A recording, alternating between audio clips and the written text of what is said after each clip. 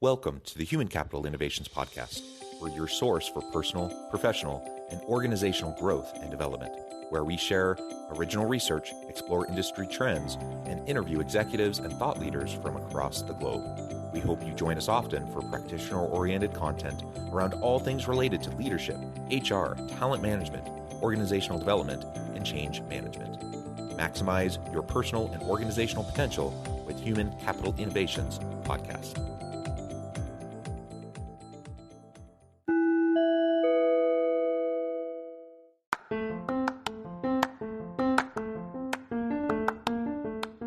Do you enjoy the Human Capital Innovations Podcast? Enjoy ad-free listening by going to the Patreon page, and please consider contributing even at the producer or sponsorship level. And please leave a review. Thank you for your support.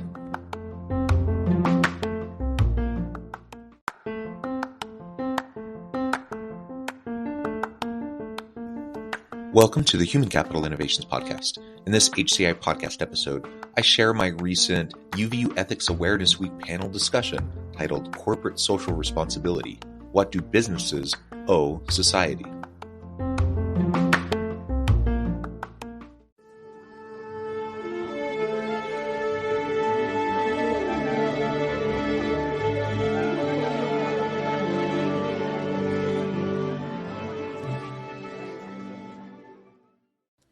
Welcome, everybody, to the afternoon session sponsored by the Woodbury School of Business and the Center for the Study of Ethics.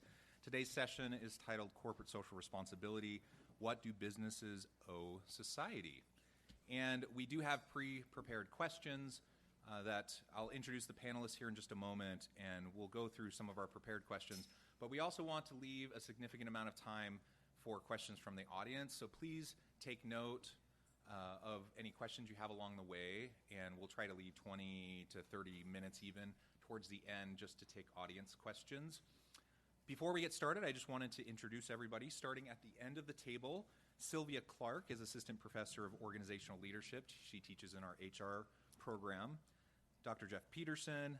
Silvia Clark, Dr. Jeff Peterson is Associate Professor of Business Management in the Organizational Leadership Department and the Academic Director of the MBA program in the Woodbury School of Business. Dana Oakes is a professional in residence in the Woodbury School of Business and Healthcare Administration, recently joined our faculty and left a CEO position of a major healthcare hospital system. Jill Jasperson, next to me, Dr. Jill Jasperson, is a professor of organizational leadership and teaches our corporate social responsibility and ethical decision-making courses in the School of Business. And my name is Dr. John Westover. I am chair of the Department of Organizational Leadership and a professor in that department. I teach HR, OD types of courses. Without further ado, we're going to dive right on into the questions. And I asked each of the panelists to organize their thoughts around questions within their own individual disciplines. Dr. Peterson often teaches ethical decision-making in the MBA program, and I know he has a lot of thoughts around kind of the broader understanding, theoretical understanding, and philosophical understanding of this question, what do we owe society? So we're going to start with Jeff, and he's going to start us off a little bit more generally, and then we'll narrow in and talk about more specifics within the disciplines of each of our panelists. And after I address each individual panelist with their questions, we'll open it up to the entire panel so that they can also respond to other panelists' comments if they so choose. So starting with Jeff, would you please start us by explaining to us the classical view of corporate social responsibility and what it says about business's duty to society, and then what does stakeholder theory say about corporate social responsibility, and how do we reconcile that with that classical view? Thanks, John. This is really kind of an interesting area because these two philosophies kind of are polar opposites of each other. They're still very much based in the idea of capitalism, the capitalist system. And so I wanted to talk a little briefly about kind of some underlying assumptions that come from capitalism. So one of the most important ideas in capitalism is this idea of private property. So most of us probably just assume that private property is just a normal thing, but when you get into societies that are socialists or communists, that idea of private property doesn't exist. And so private property means that I have the right to possess and control certain things, and the government or other people have no right to do anything with that property. That's mine to do with as I want. The second piece that goes into this is what we call agency theory. So agency theory basically says that a person can act as an agent for another person, so they can be their representative. So for example, Jill could be my attorney, so Jill would be representing me. So a key part of agency theory says that the agent needs to act in the best interest of the person that they're representing. So even if there was something that Jill could do that would benefit her personally, she would need to do what benefited me the most instead of what benefited her. And so that's why we often call that the fiduciary responsibility, is to act on somebody else's behalf even if it goes contrary to your own.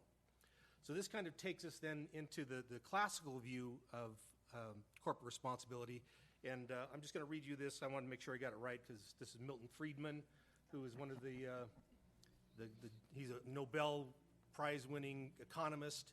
And so this is his definition of what the classical view of corporate social responsibility is. He says there is one and only one social responsibility of business: to use its resources and engage in activities designed to increase its profits so long as it stays within the rules of the game, which is to say, engages in open and free competition without deceit or fraud. So this is a very kind of straight-ahead view of this. So from the classical view, we would say, so again, I have capital. What I've done is I've got to find somebody else who says, I have these really great ideas, but I don't have any money to do that. So I give them my money to go do something with that. So they start the business, they pay themselves a salary. That takes away from the profit that I would receive from having given you that money. And Friedman would argue, if I really cared about the environment, I could take some of my money and instead of giving it to the corporation, give it directly to an environmental place that's going to work on that kind of stuff. So the classical view actually argues not only do you have no responsibility to do anything that is not in the interest of creating more profit, you're actually stealing somebody else's money by doing things that aren't resulting in profit coming out. So that's a very hard line kind of view of that. And not everybody has agreed with that. So there are some criticisms for the classical view. So the first of which is,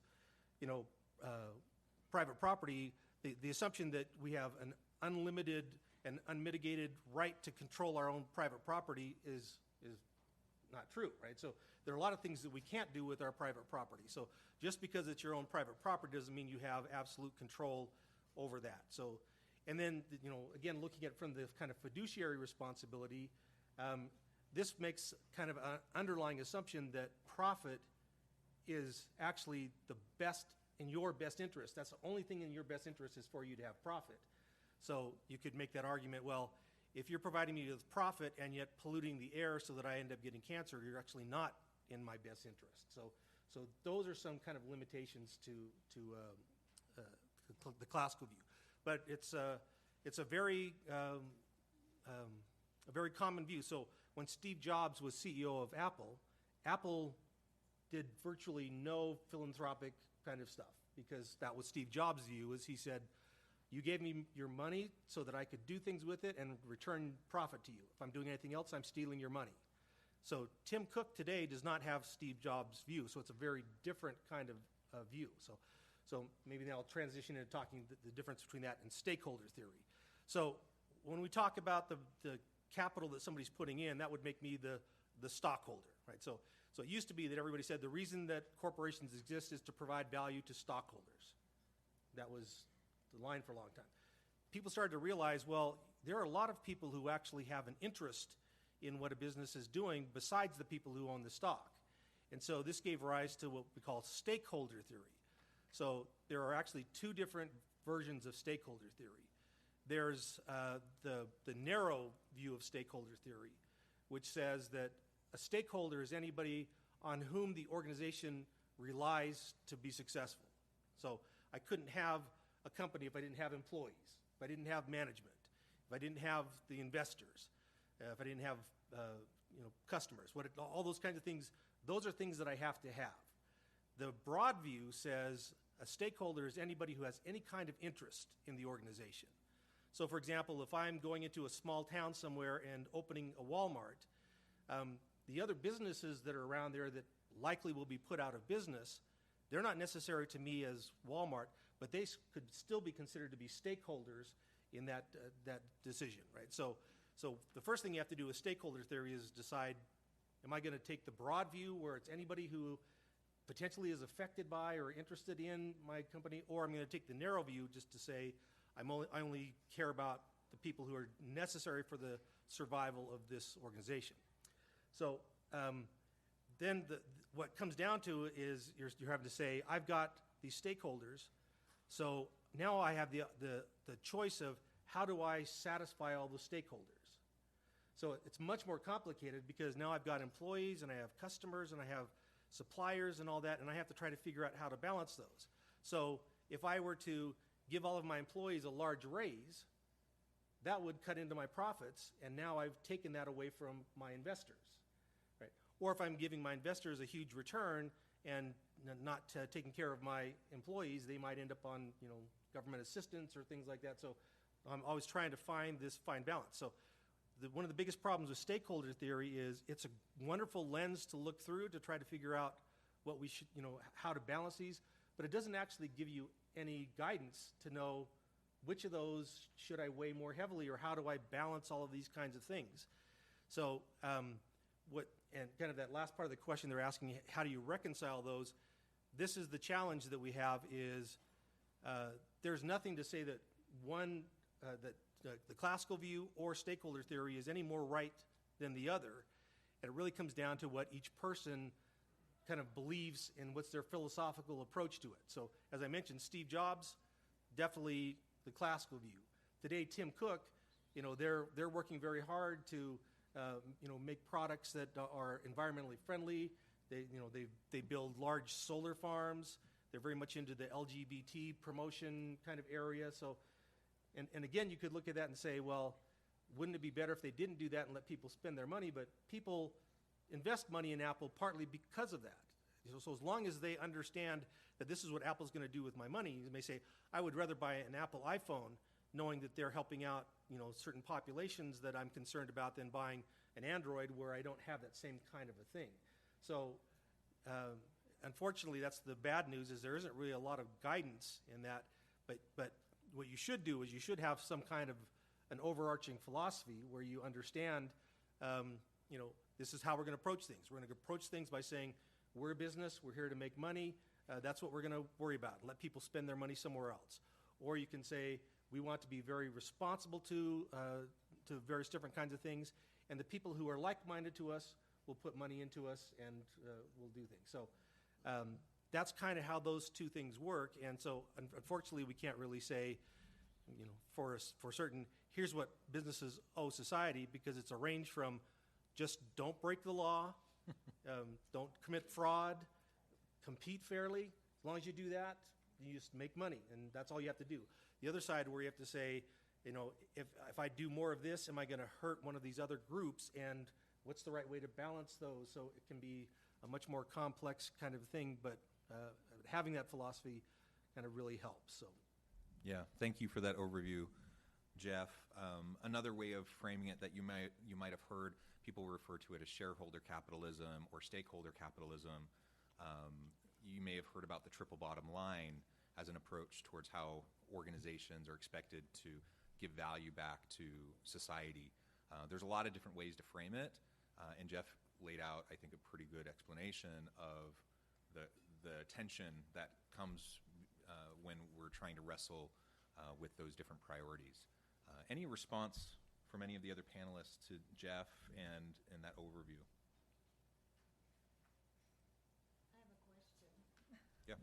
I have a question. How do how are they going to be able to pay attention if they do have a lot of interests that they want met?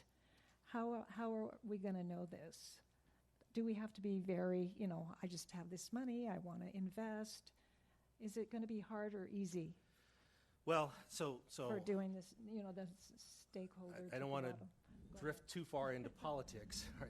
So, but that's one of the things that some of you are probably familiar with, this ESG kind of thing that's going on, where they now look at countries and they have scores about how kind of environmentally, and kind of the bad news is, for example, Sri Lanka had the highest ESG score in the world, and their economy has essentially collapsed because they don't have food for people, they don't have energy, all these kinds of things have gone on. So if it really matters to you, you have to go to the 10K reports of companies, look that up and see what they're doing. But the problem for me is, like, let's say and it's not true, but let's say I didn't care at all about the environment. I think that's a stupid thing to worry about because it's whatever, right? So I like Apple because Apple's making a lot of money. So I can't separate that out. I have to invest in Apple knowing what it's doing, even if I believe Apple would be more profitable if they weren't investing in those things. And so there are definitely people who say, I want to invest in certain kinds of funds and companies because those companies are promoting things that I care about. And so, you can go to your broker and say, I want to find environmentally supportive, companies to invest my money in and put your money into those. And there is actually now, just recently in this past year, there have been the opposite of companies who are coming up or saying, these are companies who are just focused on doing business and staying out of politics and doing other stuff. And that opens up somewhere for somebody to say, I want to invest somewhere where I don't have to worry about what somebody's politics are, just that they're trying to do the best thing with my money that they could. So. Sure. All right, so coming not from academics, but from the private sector for many, many years in a publicly traded healthcare company, our mission, I believed strongly in the mission, and we'll get to that. I think there's another question that'll deal with that. But large, gigantic corporations are swaying smaller public corporations to do their bidding in certain ways. So we could say that being environmentally friendly, having good social governance structures are good for business. But the voice of what's good for business has always been the people up through their legislative representatives to regulate that. So, for example, Congress makes a law that they want to influence the way certain things are done in business. We have a whole slew of antitrust laws in the United States, right? It's because we want to prevent giant corporations from handling too much power, from gaining monopoly power and therefore exerting their will and demanding their price that then everybody else has to pay, which flows more money into few people and the power grows exponentially like that. And so we have antitrust laws. Those came from we the people. We decided that we were going to talk to our elected representatives. Our elected representatives saw the need for this. They legislated that. Then what happens is, of course, that's enforced through the enforcement, the agencies, which are under the executive branch. So in healthcare, we had a massive amount of regulation. So that was through the Department of Health and Human Services. They regulated through the Centers for Medicare and Medicaid Services, which paid the bills. If you didn't do what CMS said you needed to do in the private industry, they would withhold payment from you. They could do that because there was a whole lot of government pay and paying in the private sector. So they had a lot of power over that.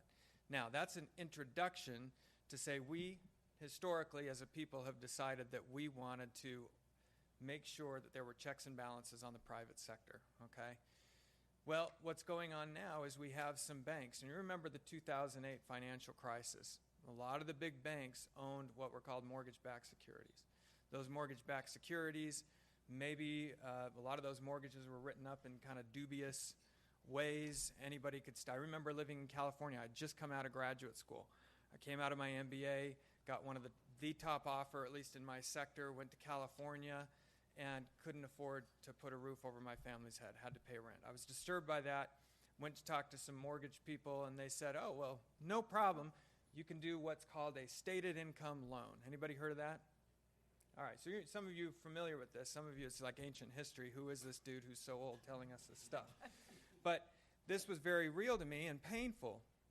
So I said, wait, you're telling me that I just have to say I make X amount of dollars and you're going to approve this loan?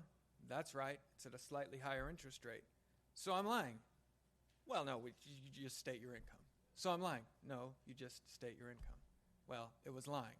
In effect, people could put whatever they wanted on their income, get a loan, and then those loans started to adjust, or people started losing jobs, and the whole house of cards imploded. And we were left with all of these massive investment banks that had done those deals not being able to fund all kinds of other things, and a huge amount of the wealth, all these people that had retirement accounts, everything going down the tubes. We decided as a country we didn't want that to happen, so we were going to regulate more, and we came up with a bunch more regulations on the banks. Well, today, so these banks now, some of them have amassed far more wealth. Some of them have been born after that and have come up with wealth. So you need to know, one bank called BlackRock has $10 trillion of assets. The amount of the United States gross domestic product is about $24 trillion. Vanguard, $7.7 trillion. So you put that together in State Street, those three banks have as much as the United States gross domestic product. Now, they're pushing, certain things onto companies and saying, we want you to go with this that we think is good stakeholder engagement. We want you to do this and this and this, and we're going to kind of give you our gold seal, which means we're going to invest. We're going to have funds that invest in you as a company. We're going to buy your Apple stock. Because Tim Cook, maybe it's not just Tim Cook that he is like an environmentally conscious guy. Tim knows it's good for business. And he wants BlackRock or others, Vanguard, to create funds that invest in Apple, which makes his share price go up. And guess who's probably one of the larger individual shareholders in Apple? Tim Cook. So this makes him a wealthier person. So I want to make sure that we don't have the impression that there aren't people that hands aren't getting a little more wealthy with the things that are sold as being environmentally friendly or good governance or good social practices. People can be getting awfully wealthy by selling and doing some of these things that may not be producing the kinds of things that we hope. Even if we're great environmentally and believe that that's a pure motive, there's a term called greenwashing, which means that people can kind of be saying they're doing things and not really. So we the people, again, have not liked in the United States. We opted not to have a keep from off on the sidelines and create regulation. Even if you agree with the legislation that they're sort of promoting at this time as being friendly to environment, friendly to the things that you like, be careful if that switches and somebody gets their own, personal ambition about it. Sorry. Thank you. Silvia, Jill, would you like to respond? I'm going to respond in my little... All right. Well, let's move on then. Next question is for Silvia. Dr. Clark, who comes to this from an HR organizational perspective, to what extent should organizations emphasize social responsibility in the hiring process and the reward process for employees, in acting responsibly, punishing or removing people who don't act socially responsibly, et cetera? And what do you see as the advantages of including human resource management in the development of an organization's corporate social responsibility strategy? Great. Thank you, John. Hi, everyone. Welcome. My name is Silvia Clark, and I teach human resource management at the Woodbury School of Business. So Dr. Peterson already mentioned stakeholder theory earlier. So he basically said that a stakeholder is everybody who has an interest in the organization and who can make an organization successful. So I'm interested in a specific type of stakeholder, which are employees, right? So employees, they are really important. In our HR classes, we teach that employees are the most important asset of organizations because they can make us fail or they can make us succeed. Because without employees, we can't produce our products, we can't deliver our services. So employees are really important. So when we think of corporate social responsibility, we have to think beyond how it can benefit the communities. That's what we think of currently in terms of how can we support the community. We also have to think of how can we support our human resources. So if you just think of one function of human resource management, so let's say recruiting, for example, right? If you imagine the following scenario, so you're hiring for a new position, so you're hiring someone new for a position, so you have a really strong candidate, someone you consider to be a strong candidate. The interview is going well. You've talked about the really great benefit package that your organization has to offer. You highlight the development opportunities within the organization. You mentioned some of the things that the organization does that support a work-life balance. So in your mind, you go through your mental checklist, right? You think that you've covered pretty much everything that convinced this potentially new employee to join your company. But the truth is, if you have not, what you just talked about, if it didn't cover your strong commitment to corporate social responsibility, then there's actually a 50% chance that strong candidate will walk out the door and never look back. So we know from research that corporate social responsibility is really important. It ties together human resources and how you can hire and retain employees, how you can hire your talent, how you can retain your talent. So we know from a study that 67% of all millennials, and I'm guessing that most of you in here are millennials, they said in a survey that they would never work for an organization that does not have a strong commitment to corporate social responsibility. We also know that 76% of those millennials, they would work for a company with a strong commitment to corporate social responsibility, even if the pay was lower than at a different company. And then our future workforce, which is Generation C, right? Those are the really young people, the 14 to 22. Do we have any of those in here by any chance? So we do have Generation C in here. So you guys, you even say that you feel partially responsible for making this world a better place. So you want to have the support it takes for you to do that. So we know this is important. We know you have to appeal to the needs and the wants of our employees. So my question is, how can we do that as an organization? How important should this be in our recruitment process? How can we reward employees for acting in alignment with our corporate social responsibility strategy? Should we even punish people who don't? Should we let go of those people? And how can human resources accelerate the trend in this area? So those are my questions for the panel, but also I guess we answer questions from you guys at the end, but if you want to join in, please do so.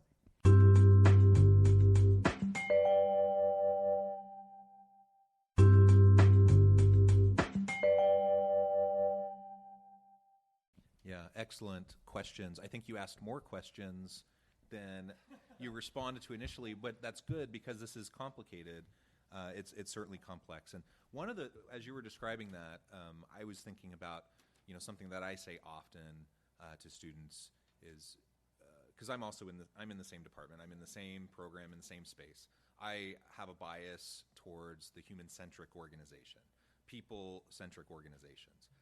That's my stated bias. I have a stated bias towards, corporate social responsibility, social impact in the community. Those sorts of things to me are very important, and I'm of the belief that they should be important to organizations and leaders as well. There's not like a dichotomy, and I think sometimes we talk about this, especially when we're talking about the classical approach, shareholder capitalism versus stakeholder theory, stakeholder capitalism. Like, it doesn't have to be either or, and I think that's how we tend to think about things. But there's often a both and to these types of questions. And I think about like the business case behind why we make certain, we have strategies or make certain decisions within organizations. There's a business case behind it. We need to be profitable. We need to keep the doors open. We need to be able to make payroll. All of that needs to happen. Otherwise, the business doesn't exist, and it doesn't employ people, and it doesn't provide products or services or provide value to the market. So all of that's important. There's a business case for everything that we do, and there should be. but there's also a human case for everything that we do. And they don't need to be mutually exclusive. And in fact, I'm of the belief when you focus on the human case, it will naturally, most of the time, naturally reinforce the business case and allow you to be more profitable. It will allow you, for example, in the HR world, when you have, when we look at millennials or Gen Z workers, and we know that they want to make a difference in society, we know that they are driven by purpose and meaning and they want to make a contribution. If we can design work in such a way that we can attract those people, not only will they be giving their talents to the organization to help the organization succeed, but as we support them, they're going to stick around, so we're going to retain them. And as we retain good people, that's going to allow us to be more profitable and allow us to be more innovative and to provide better products and services to the market. So the two can be mutually reinforcing if we're thoughtful about how we do it. And I think, unfortunately, too often we break it into this false dichotomy of, if we invest in our people, if we invest in our employees, that's going to cut into our profits and therefore it's going to hurt the company. Thoughts on that or any other responses to Silvia's other questions? So, yeah, I agree. I agree 100%.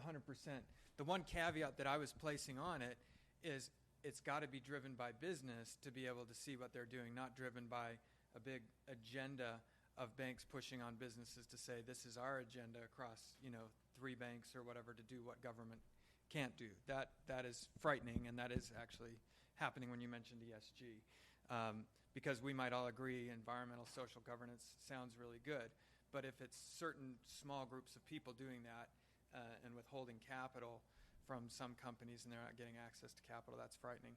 But that may have been a divergence. So to get back to the question of the traditional versus the stakeholder, I feel like as a CEO it was absolutely imperative that I took care of my people. So in the healthcare business, it's 100% a people business. That's what we do. And coming out of the pandemic, everybody wants to know how are we going to recruit and retain our workers. That's the biggest deal. And you have to do it in a way that still makes money. Healthcare was born out of this kind of mission of taking care of people, and often it was a clerical mission. So the Catholic sisters that gave birth to a lot of hospitals, and it was a wonderful mission. I was at Ogden Regional, which came out of a group of sisters from the Midwest, and the sisters were still around when I was there as a chief operating officer just here in the state of Utah. And the saying that they had was no margin, no mission. That makes an awful lot of sense, right? If you stop having a positive margin, you can't reinvest in tools and equipment to do the job. You can't reinvest in hiring people. If you want a new service line to treat this, that, or the other, and you don't have capital or money to do it, you're not going anywhere. So there's a virtuous cycle in that. But if you don't take care of your people, your turnover costs a lot of money. So one of the big things that I did was make sure that there were avenues and venues where I could keep ears out. I used to walk around all the time and just have personal conversations with as many people as I possibly could, get the temperature of the organization. How you doing? What would you like to do? What are things that we could do? We had birthday lunches and this type of engagement program and that. And I was thrilled the other day on a hike up, I was up Provo Canyon, and there's that Timpanogos Park. Some of you may be familiar with it. They do the storytelling thing there, So I'm back in town. I haven't been here for many years, and it's the first time I've really seen that park all developed. And there was a tech company. They were all wearing these T-shirts, and I don't remember the name of the tech company, but they were having a service day. And I thought, isn't that the coolest thing in the world? Because they are, to Dr. Westover's point, they are making the environment a better place, and it also has this cross-function of kind of helping the relationships in the company. If I'm there with Jill and we're working together, I get to know her, and then I'm more likely to stay in my organization because I've got a friend at work. Gallup actually did research years ago that said if you have a friend at work, you're much more likely to stay. So I don't know if that's what you were getting at, but those sorts of dual things are wonderful, and I think more and more companies are seeing virtue in that. And one thing that I think we have to remember too is there's a difference between a company really being socially responsible versus what we call virtue signaling, right? So Apple is clearly a company that is doing all kinds of good things, right? A counterexample would be like Coca-Cola pulling out of Georgia because they said that the laws there were discriminatory. And then you go and look and see, well, what's the breakdown of employees at Coca-Cola? And there's almost no, the percentage of African Americans working at Coca-Cola is laughable, right? So you say here they're signaling this kind of thing, right? And then we look at certain kinds of things where I think it would be great for employees to say, I want to go work for Apple, right? Because I believe in what Apple's mission is and the good things that they're doing, right? On the other hand, you have somebody who says, well, I love Disney, I want to go work at Disney, and then all of a sudden Disney starts dipping into the political process, right? So as you were mentioning, laws were enacted by legislators who were elected by the people that were there, and a company stepped in to try to take on the legislative process. And there were a lot of Disney employees who said, hey, what Disney is saying does not represent what the majority of employees here actually feel. So then you can be stuck at a place where you're like, they're pushing forward an agenda that doesn't actually match up with mine, right? So that's kind of the double-edged sword, is when you take on a position, some people will be attracted and some people will not be. And if you already have a lot of employees, what do you do when you say, well, I need to go on the record even and tell people, like, I don't agree with what my company is doing because I don't think that they've delved into an area that they shouldn't be in. Nobody has a problem with a company going out and building basketball courts in poor neighborhoods. Nobody has a problem with that. When somebody steps in and says, we want to influence the legislative process so that laws get passed because they are the laws that we like, that causes me a little bit of heartburn because we already have a process for that. We have voting and all that, so we don't need to have a separate process by which corporations are able to have that influence on things. So. Jill, Silvia, do you want to respond to that? Yeah, I just wanted to say one last thing, which I think I forgot to mention when I was speaking earlier. So I definitely think that this entire area, this corporate social responsibility area of an organization, this commitment, it should definitely be multidisciplinary. It can't be just focused on people. It also has to be focused on the supply chain, on finance, on product development. All of these areas need to be included, and I think that's the big challenge for organizations. How can we, I don't want to say how can we make everybody happy, because you're not going to be able to, but how can we be inclusive to present ourselves as an organization that has a commitment to all of its stakeholders. So we can't just be committed to investors, to shareholders, because yes, they are important, of course, because without that money, we're not going to be able to do anything. But without people, like I said earlier, we're not going to be able to do anything either. So all of these people, all of these stakeholders, they're all important to us. So that's why we need to find a solution that's inclusive of everyone here, of all of the areas. And if they're not inclusive, well, this is what happened. This is an example that I have. My husband runs. He works at Adobe, and he's a runner. And Adobe said, "Hey, we will pay for a run, a race for you guys." And so he didn't know. He didn't have any friends that ran that he knew of that were working at Adobe. So they did a really good job, and he found 3 friends. And like you were saying, you meet friends at work, basically. Anyway, he found 3 new friends, and he ran that race through Adobe. So they were not only doing, and he's also done work and service projects as well. But it's so good to hear these things about finding friends and finding interests. And just as a kind of a nod to Adobe, because my husband works there, they're doing a lot towards that in all different kinds of areas to be inclusive and finding friends and finding a lot of groups. And I think as me and him are employees, I definitely am very, I'm very concerned about that part of it. And so that's really interesting to me. Thank you. And Jill, we're going to come back to you. and then we'll move to Dana.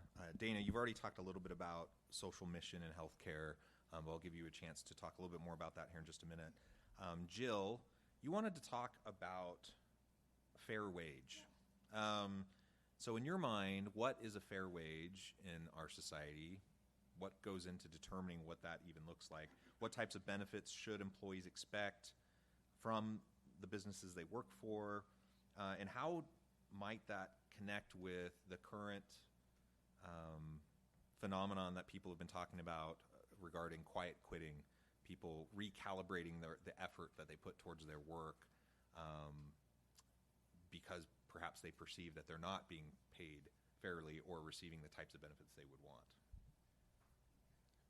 So I am teaching a CSR class, individual action in business ethics, basically. And one of our parts and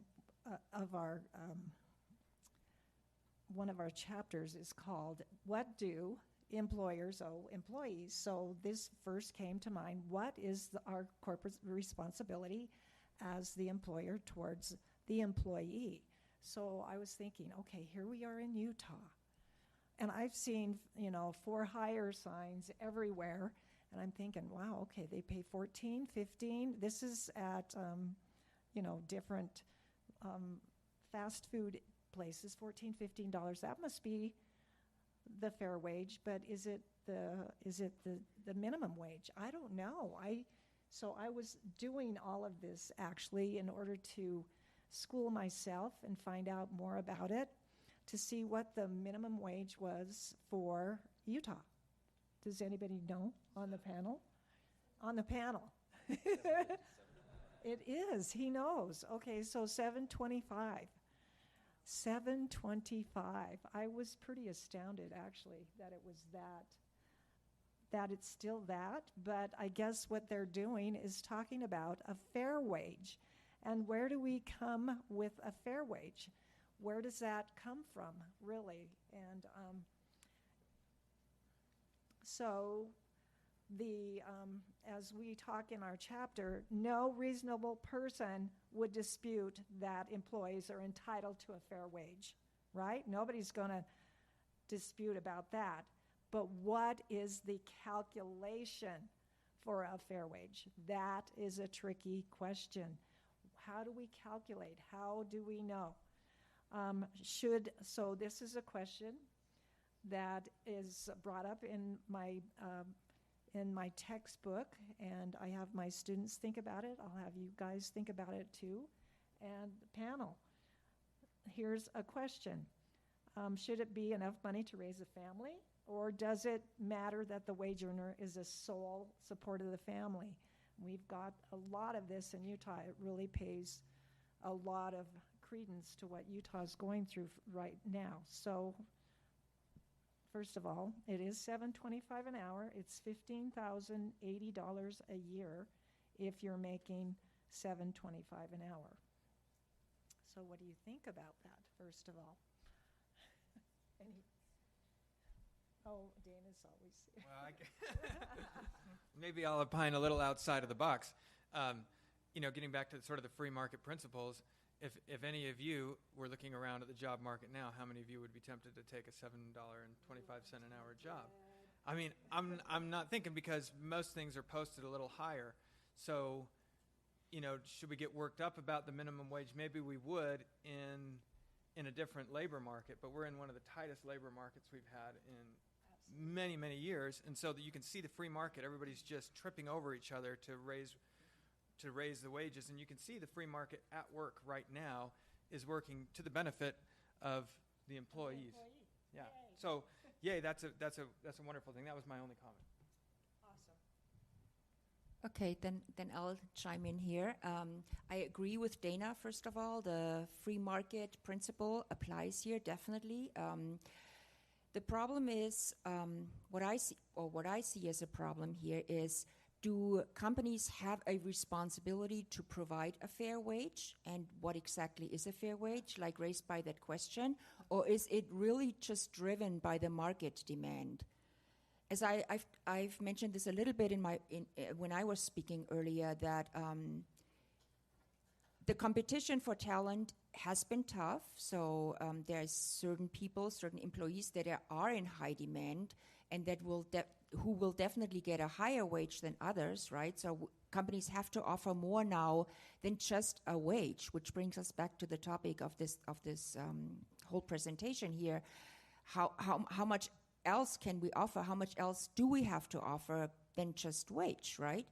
So that is the question, and I guess I'm not really answering your question. I'm just raising more questions, but yeah. And perhaps another way to frame it is a living wage. People talk about paying a living wage, right? What does it cost to survive, to pay rent in a housing market that's really tough, to buy food for your family when inflation is going up and it's already been tough? I mean, we're not going to provide the answer to that here today, but these are really, really, really important questions. Yeah, and John, there's kind of two perspectives you can do. So one is looking at it from the worker's perspective to say, should I be able to have a job that doesn't pay me enough, right? The other is looking from the business's perspective. So I have a job that I need somebody to do that provides, $6 worth of value. So if I'm paying somebody $7.25 for a job that provides $6 worth of value, I'm losing money by, So at that point you start saying stuff like, why would I hire somebody? Maybe I can buy a machine that will do this or something. So that's the tricky thing. And I know when I started out, I worked a lot of really crappy jobs for really low pay because I needed to get experience and those kinds of things. And then, I didn't have a family to take care of. I was a kid in high school. So I had those jobs. I built up my resume, and so I can get to the point where I am today where I'm making a decent amount of money. Well, if you all of a sudden tell somebody your only choice is to hire completely inexperienced people for a high wage, then people are just not going to do that. And where are those jobs going to be for somebody who's brand new, never worked anywhere, just needs to learn basic job kind of skills? The jobs aren't going to be there, right? So that's kind of the counterpoint, is to say the idea isn't that every job should provide somebody with a living wage, because some people are going to be high school students, or I'm a mom who wants to do something on my part-time just to make a little bit of extra money so that I can supplement, groceries, or I'm a dad who, has a hobby or whatever it is. So I don't want to sound sexist here, but, there's lots of different reasons why you might take a job where it's worth that small amount. And from a business perspective, I can't continue to pay for things that aren't providing me the value that I'm paying for them. If you go to McDonald's, why do you think that McDonald's now have those kiosks for you to order from? Because it became cheaper to buy a piece of electronics than it would be to pay somebody to take your order. So those jobs have disappeared now because the pay has gone up, and we're going to see more and more things replaced by technology, because technology now has become cheaper than paying people higher wages. In concert with the fair wage, what is the fair wage, is also what is the fair benefits that goes with this. And in the textbook, they've divided women and men, and what I'm just kind of listing off what women view most is better health, dental, and vision insurance. That is rates high for them, as well as work from home options. That's a very high one on both counts, both for men and women. More flexible hours is the next one, both for men and women. Unlimited vacation, especially for women, and then more vacation time. And then the fifth one down, 1, 2, 3, 4, or the sixth one down, paid maternity. So there is some very important things to both women and men in just the rank and file people across the board in the United States. I'd also like to introduce the Kim Gardner Policy Institute came out with a report. This is from the U, basically, Policy Institute on work-life balance preferences for Utah parents. Just came out this month. Many parents or guardians would work more or change their job if they had supportive policies at work. They said wages and salary are important, They're important, but they're not the whole story. So they're looking for more. It's ranked as important, achieving the ideal work, and child care arrangements, especially in Utah. This is Utah-based. Child care arrangements by the greatest number of respondents, 86%. Okay, but it comes sixth, or 6% in policies. That would be most influential. So we have a whole, and I can email you this report if you'd like to. It's like a 50-page report on just work-life balance and how people are interested, especially in a Utah type of situation. As far as quiet quitters, we've got Gen Z and millennials here, and John was talking about them the other day, so again, I'm trying to learn more about it. And I found out some from John and some of my students as well for quiet quitters. I probably have some kids and stepkids that are doing the same thing. So basically, you probably know more about it than I do. I was reading some scenarios about people who were quiet quitting. One woman I think she was in Maryland and then went back to New Jersey and just took 2 years off, and she didn't quiet quit. She actually quit. And she was working at Ross, the clothes store. She quit that, went back, lived with her parents for 2 years, and readjusted. And not a quiet quitter, but basically that's what she was trying to do, is get herself realigned with what she wanted to do. And so she got a certificate. Now she's back at work making double the amount. It was a really good story, a good case study, where, anyway, quiet quitters, the thing that and I guess, I'm not on TikTok, you guys, so I know that all of my students, I should say a good portion of my students, because I asked them what's their favorite app, and probably 3/4 of them say TikTok. So it was made viral this summer by a TikTok video, I guess. So you'll have to tell me more about it. But it's basically saying that it's acting your wage. So I think I've done that in the past. I think maybe you did it when you had a crappy job too. And we've just changed it to a different name now. So I'll be interested when it comes to the questions and answers from you, Gen Z and millennials, about what quiet quitters, because they said, and it was in Forbes. I have some Forbes articles, and also Gap. That'd be interesting. And then you've interviewed people too about it.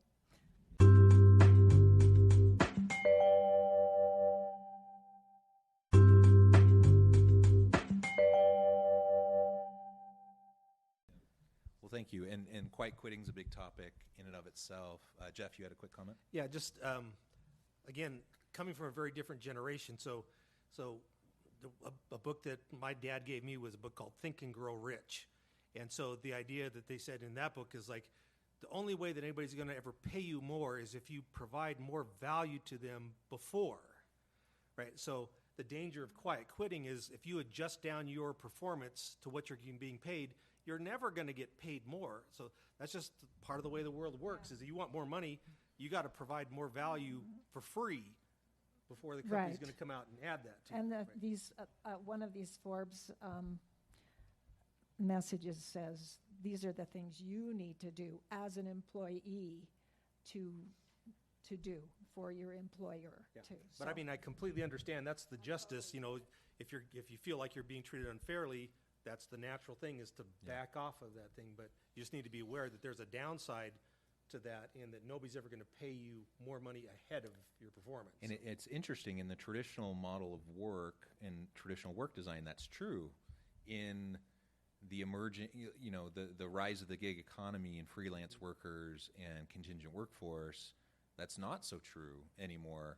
And so, more and more younger people in particular, but more and more people generally, are opting in for doing gig work on the side. And if on the one hand I feel like I'm being exploited and taken advantage of by my employer working 80 hours a week and they don't value me and they pass me over for promotions and blah, blah, blah. All the reasons why I might recalibrate and decide I'm going to pull back. I'm going to pull back, do what I need to do my job decently. I'm going to work 40 hours and then I'm going to do a side hustle to earn more money and to spin up a business or something like that. Lots of people are doing that now, right? Yeah. And we'll see how it turns out. But, yeah, go ahead, Dana. I was just going to say, I mean, there are a lot of things that may look attractive right now while the economy is super hot and people can do all kinds of things. But when we get into a retraction, it's a different ballgame. So those of us who were around working in 2008, 2009, I thought maybe I was all that in a bag of chips in 2007 and that I should be promoted and maybe have all these other opportunities. In 2009, if you were to ask me, I just said I'm grateful to have a job. I'm just happy to have work. Me too. So things can change very rapidly. They can. Yeah. Last question, and Dana, you've already responded to this a bit in your response to some of the other questions, but I just want to see if there's anything you want to add, and then we'll open it up to audience questions. What social mission do healthcare providers owe to society specifically? So the healthcare space, and how have you seen perhaps a hyper focus on someone else's social responsibility goals then becoming a distraction to the existing mission of an organization? How could we respond to that? Great, thank you. So the company, I worked for a company for 14 years, and this was the mission statement. Above all else, we are committed to the care and improvement of human life. I loved that mission statement. That was a mission statement I could go to work with every day and feel wonderful about. I didn't always feel good about, in practice, some of the things that were going on. But healthcare has so many regulations. We talked about regulations, and so I wanted to use this as an example of where society has decided what the most important things are. Years ago, did you know that if you went to an emergency department, you could actually be turned away if you didn't have the ability to pay? So we decided that enough was enough as a society, and we legislated and created the EMTALA bill, the Emergency Medical Treatment and Active Labor Act, which ensured that everybody could access medical care in the event that they had a threat to life or limb or they were in active labor. And so those things needed to be ruled out before you even asked for, any form of payment. We decided that as a society. And so I think those things are really important where we as a society come together and say, this is what individual corporations need to be doing to fulfill their missions. And I was quite comfortable that we had enough regulation. The American Hospital Association wrote a report showing the staggering amounts of regulation, because one thing that Congress is very good at, if its constituencies complain enough, and people care very much about life, liberty, and the pursuit of happiness. I was sort of in the life end, and people very much want to regulate life. So we had all kinds of regulations that sometimes counteracted each other. Those regulations and just chasing the regulations as an administrator were incredibly time intensive. In fact, the average hospital admission costs $1,200 in just the regulation fees. So if you were to admit it to the hospital, you pay $1,200 before you even get any care, treatment, whatever. That's just your regulation. So that was a very interesting study the American Hospital Association had. So want to just say that when we decide what we want a corporation to focus on the mission that we're paying it to do. If it gets focused on everybody else's mission or the things that everybody else thinks it can do, if you're an investor in that corporation, you want a return on that investment. But if they're chasing somebody else's goals all the time and focused on those other things, it can cost you on that return on investment. It may even cost you in the quality of the product. It can cost you in a lot of different ways. So when we talk about stakeholder capitalism, we want to be careful that the stakeholders and everybody who says they should have a piece in this pie don't get in the way of the mission and whatever that fundamental mission is that you are investing in, that you want to see a return on the investment. Jill, did you want to respond? Yeah. This is kind of a side note. So I am, as a lawyer, required to do some continuing legal ed, and this last month we had a doctor, a certified doctor, and he also went to law school, and he was presenting this CLE on the differences between health and law. And he said it was so regulated versus the lawyers regulated. I think it's because the lawyers have a lot to do with fending it off. So that's just kind of a interesting side note that he gave a perspective to, that they are totally, he said, no, not at all, but yes, health. And he continues to work as a doctor, so he's got a lot of regulation as well. All right. Well, thank you to the panelists. And with that, we want to open it up to questions from the audience. So feel free if you want to raise your hand. I think we have some people that are going to run around mics. And for the recording, if you can just make sure you talk into the mic, that way the people watching the stream will be able to hear you well. In the back first, and then we'll work our way up.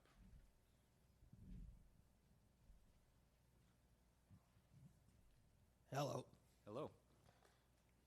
Okay, so I kind of wanted to push back on something that Dr. Peterson said. By the way, dude, epic beard. It's an epic beard. So in December 20, I retired after 27 years in the food service as an executive chef for 15 years. I have run kitchens.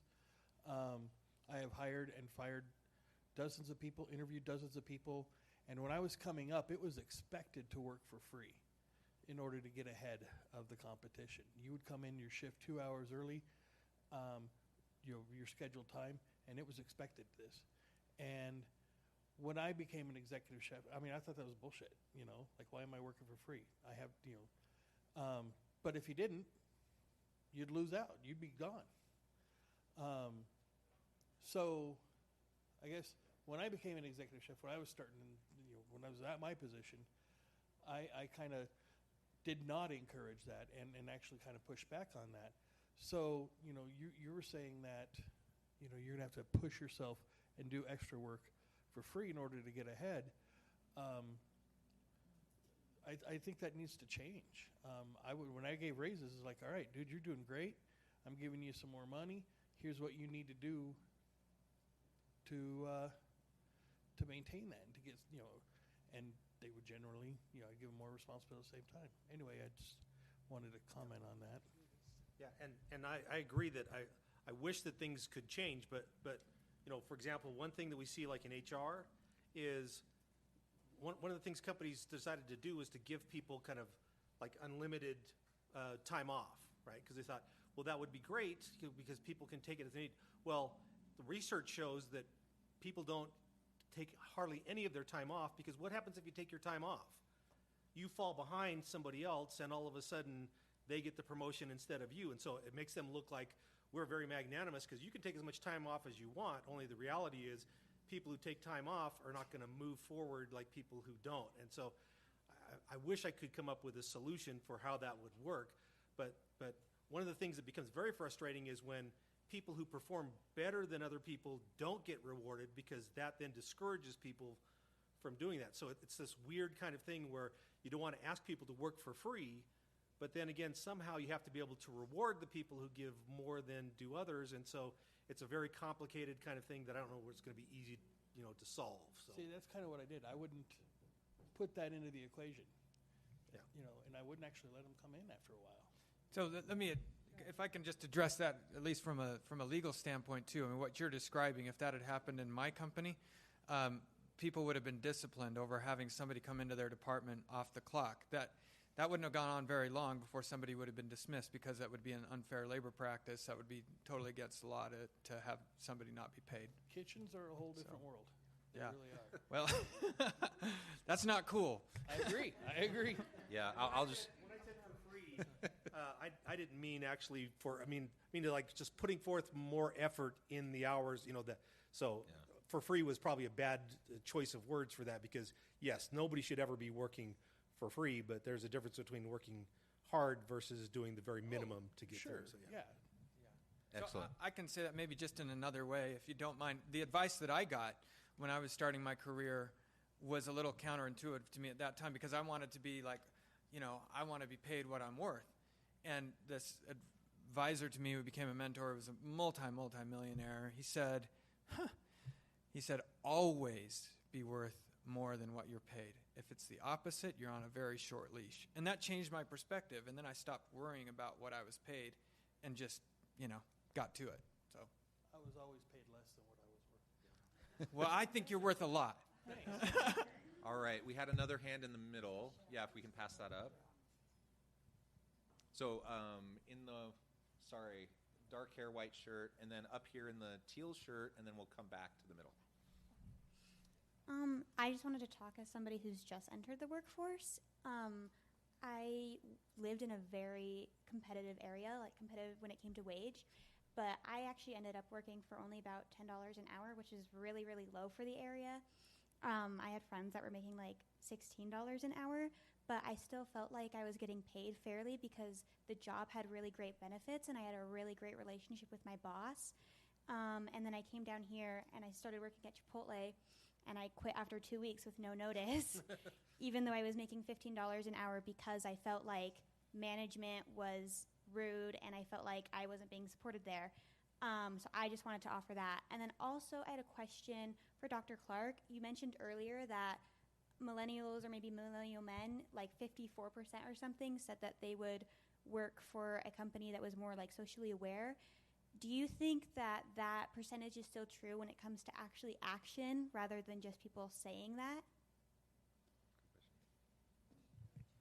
To be honest, I don't know how I'm just citing research. So I think that since I'm not a millennial, I belong to Generation X, so I think that it has definitely changed the focus of millennials, and now I see that in Generation C because I have children that are Gen Z and who have a different awareness of what their social responsibility should be like and how they want to contribute to society. So I think it's a work in progress. Like it's constantly changes. And I was talking to Dr. Peterson earlier about this before we got started here, is that what used to be socially acceptable or even legal is not acceptable anymore. Like discrimination, 100 years ago, nobody cared, right? But now we do care. So this is constantly changing. So Thank yeah. you.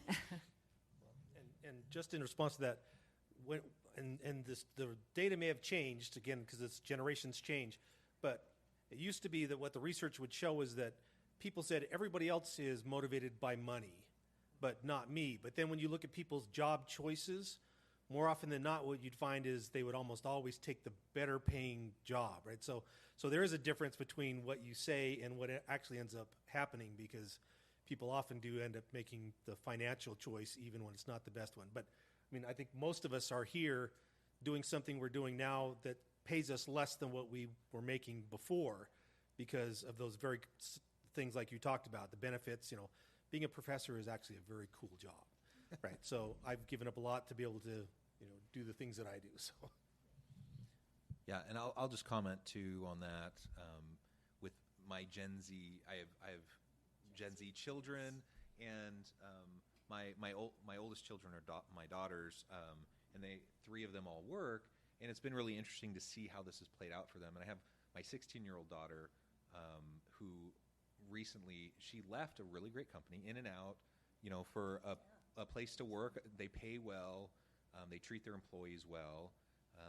She had no quibble with the company or how she was managed or anything like that, but she made an active choice to change her job, to switch from that position where she's making, I think, $16 an hour, to switch to another job where she's making $12.50 an hour. And that was a purposeful decision for a variety of other reasons. So the reality is we're all a little bit different and unique, and we have our own priorities, and so we can't take that for granted when we're leading people and managing in our teams. We just have to recognize, treat people well, treat people with dignity and respect, treat them well, pay them fairly and equitably, and then ultimately people will decide what matters most to them. And in the case of my 16-year-old daughter, she decided, even though she was working for a really good company, that she wanted something different, and that was fine. Right here. Yeah, my name's Ryan Hooley. Nice meeting you all. Nice to meet you. So I have a couple of questions, but I have a film major, so all this is pretty new to me, but it's really interesting stuff. So I just was working at Starbucks, and I guess I did do kind of the quiet quitting not really giving as much notice. It was mostly because I had to be here at college. But I was noticing with one of you brought up greenwashing. I've noticed personally with a lot of companies that's the case. They say they're very environmentally friendly, but in practice when you're at the job, most of the time, the majority of the time, I guess it could be more dependent on states, but here in Utah, a lot of the time that's not very true. Even at Starbucks, we were throwing away plastic every single day, probably thousands of pounds of it. So I was just wondering, with companies, do you feel like greenwashing is in a more effective way with them to be able to increase their income rather than companies that don't do that? Which one do you feel is more effective? Well, I think if you're asking, are they getting away with it and is it adding to their bottom line, I wouldn't be qualified enough to do more than suppose that that's probably the case right now.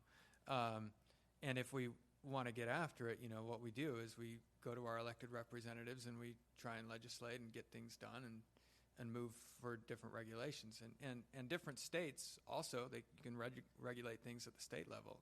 There are certain states that are ahead of others, and that's the great thing about the country is that they're little laboratories, and if you legislate too hard in one area, you can see, that didn't work over there, let's do something different. But I can't really do more than suppose that the answer is probably for a time people will get away with it, and then that's the role often of the media to dig in, find stories like that, expose people, and say, that they're not really who they say they are. So, be a good film.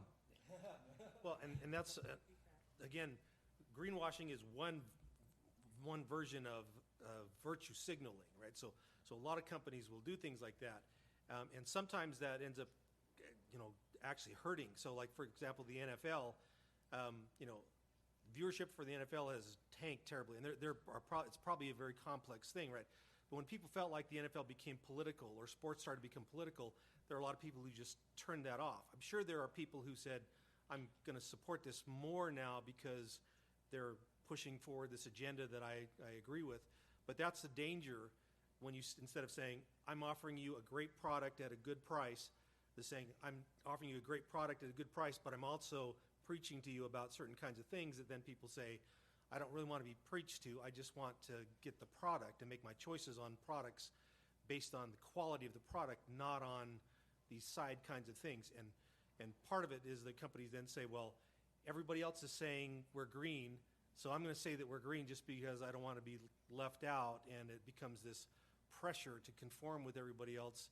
And sometimes they're not green, but they have to say it because otherwise, and most of us don't have the time to go and research to find out, is Starbucks really green or not? As long as they say, environmentally friendly and the little thing on the packaging, it's like, oh, they must be, right? So I'm sure they benefit from it even when they're not doing it, but there's a question about whether it ultimately adds to their bottom line or it's just a way to, look at me, so. And going back to the recruiting I was talking about earlier, so you're the best example of an employee or a candidate, a potential candidate, who is aware of that, who is aware of greenwashing. And there are really a lot of people nowadays are aware of corporate greenwashing. It's not a secret anymore. So what an organization can do, they need to provide specific examples of what they do, right? They can't just say, look, we got recycling bins in our offices. That's just not good enough anymore. They have to provide more than the overall picture. They have to provide specific examples, hard facts, hard numbers, evidence to get those people that they want. So this would be just an example for recruiting. Great. And I think we have time for one more quick question right here. Hi. I had a curiosity question. So, probably within the last year and a half, there's been a lot of attempts to unionize. Attempts by Starbucks, attempts in Alabama by Amazon, and then the kind of corporations on high kind of put some very strong counter attempts to these unionizations. And where we used to have one of the highest unionized rates in the world, between the 30s to probably the 70s, and now it's dwindled down to less than 10%. Another way to say unionizing is collective bargaining, right? Trying to regulate this relationship between the employer and the employee. Where does it fall on corporate social responsibility of either intimidating people from not unionizing or trying to persuade them not to because it's ultimately against them? Yeah. Well, first of all, it's illegal to intimidate to not unionize, but there are forms of persuasion that are utilized, and just because it's illegal, it doesn't mean companies don't do it. So that's a big topic. Dana, I know in your healthcare environment, you probably deal with this a lot.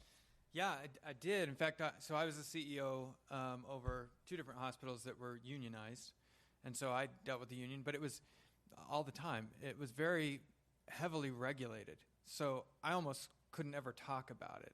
In fact, I had nurses that came up to me one day and said, "How do we get rid of the union?" And I said, "I'm not allowed to even talk about that." But there was a certain frustration that they had.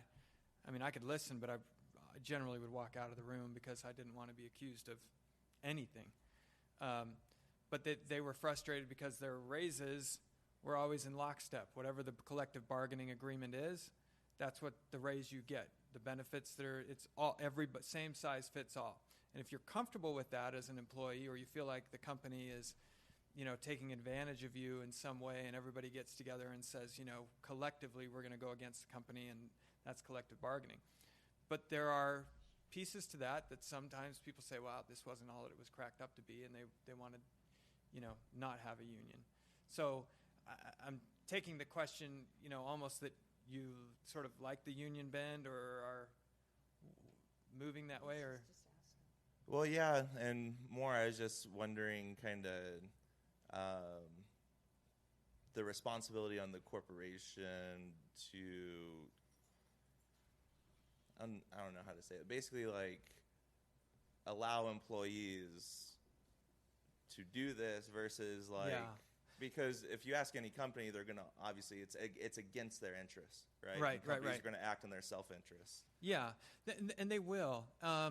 As to whether it's ethical or not, I mean, I don't know. It would be dependent upon the case, right? There are probably some corporations I would look at and say, man, they need a union. And there are others that I would say, well, why don't they just take better care of those employees? And those employees wouldn't want a union. So I couldn't comment on the case specific, but I can comment on the reasons why we definitely needed those unions, or we needed legislation. We needed a lot of something back at the turn of the century, before, the 1900s. People were taken advantage of terribly. There were just horrible cases that you can read about in the history books where they needed representation and they needed laws to change. So 2 things happened, right? You saw the rise of the collective bargaining, but you also saw laws that came into effect, fair labor laws, and then minimum wages and all kinds of things. And so there are a lot of things as a corporate leader, you educate yourself on the laws, and you've always got your attorneys very closely, and you make sure that you are following the labor laws in the United States. And for me, if I was an executive of a company, I want to be as close to my employees as possible without anybody in between. I want to hear from them personally what they want, and I want to cater to them, and I want to have that closeness. And I want to follow the law, and I want to do it well. But if employees don't feel like I'm taking care of them, they have every single right to get together and create a bargaining agreement. I don't know if that helped. Yeah, and you're required to let them. And you're required to let them. Is the quick response to that. Yes. We are out of time. I'll just close by saying, I think this all, in my mind, it all boils down to treat people with dignity and respect, treat them well, treat them fairly and equitably, and it resolves a lot of the issues that you tend to see. Thanks, everyone, for joining us for this session. Thank you for your questions, and have a great rest of your day.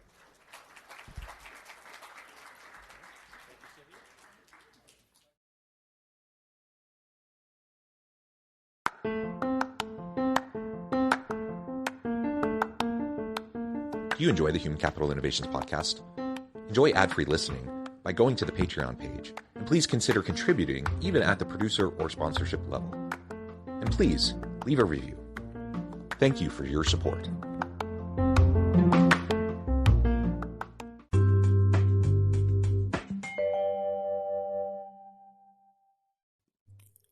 thanks again for joining us for this episode of the Human Capital Innovations Podcast. I hope you stay healthy and safe and that you have a great week.